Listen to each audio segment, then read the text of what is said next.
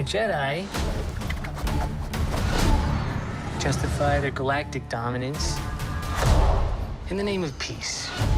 But that peace is a lie.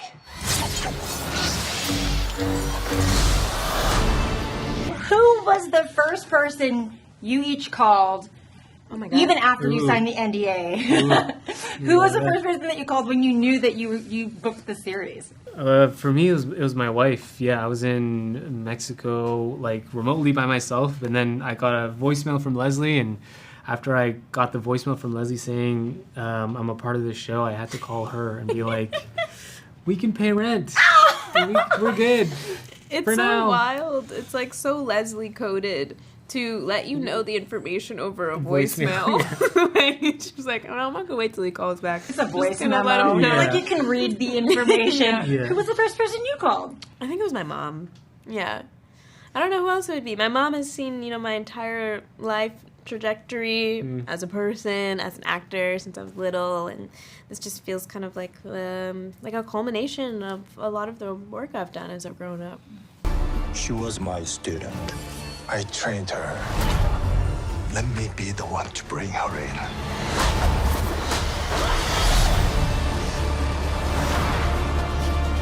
I sense this is only a small part of a larger plan. I'd love to know what it was like when you first saw yourself in costume, knowing that this is a big Star Wars series. Yeah, when I first put on the Jedi costume, that was really a moment where I felt the most excited. There's all these incredible moments, right? From the first phone call about the role, to my first camera test, to walking on set for the first time. But like you mentioned, when I first put on the Master Soul costume, I thought, is this really happening? Am I really acting as a Jedi? And what if I ruin everything? What was it like holding the lightsaber for the first time and being able to maneuver that? When I held the lightsaber for the first time, it was really cold and it was really heavy. You could really tell that it was made of like some kind of metal. And it made me think, I am Jedi Master Soul.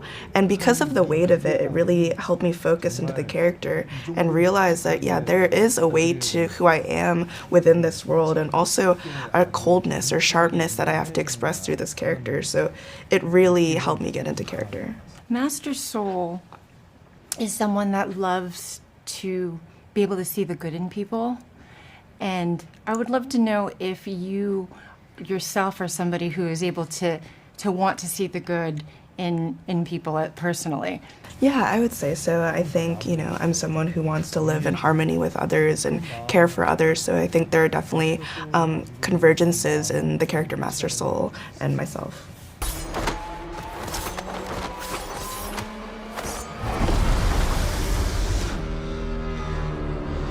This isn't about good or bad.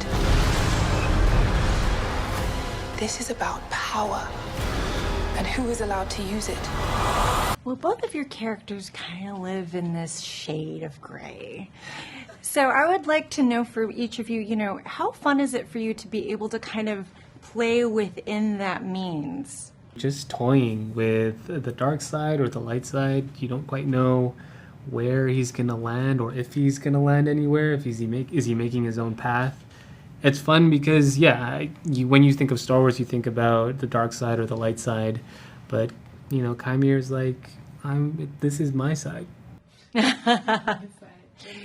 I can only imagine how much fun it must be for you. Explorations of the complexity of the Force and what is the light side and what is the dark side is what I love so much about Star Wars, and I love tracking how the Force moves over time throughout the timeline, and how it seemingly always returns to this place of balance, but what does balance truly mean? And I love how different Star Wars fans have different conceptions of that, because I think it's just really reflective of the larger question in life, which is what does it mean to be a good or bad person, or what does it mean to have a set of ethics or principles, and playing in that space of moral ambiguity of characters who are contending with their principles is the best job you can have as an actor. Amandla, I know that you are a huge Star Wars fan, and I saw the photos of you at Galaxy's Edge. How has it been, being such a big Star Wars fan. Like, what does it feel like for you? How does it, and what does it really mean knowing what this growing up with the Star Wars fandom, like, how does it touch you? And, you know, it's been an intense week, and there's a lot of anticipation. And it's just because, like, I love it, and I love getting so deep into the lore of it that I just want fans to love it as much as I do.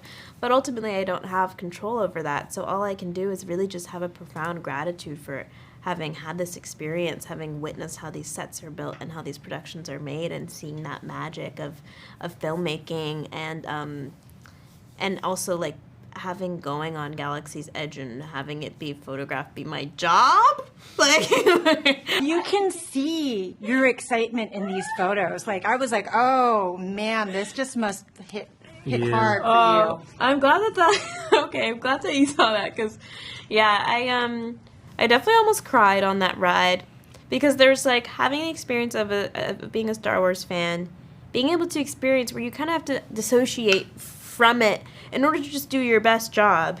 And now we're arriving at the point where it's like I get to actually just seep in and recognize that we get to be a part of this universe, and it's this thing that is so beloved and is held by so many people and has such an impact on so many people. And it's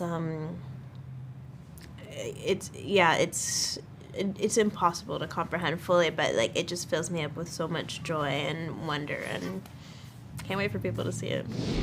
What is that?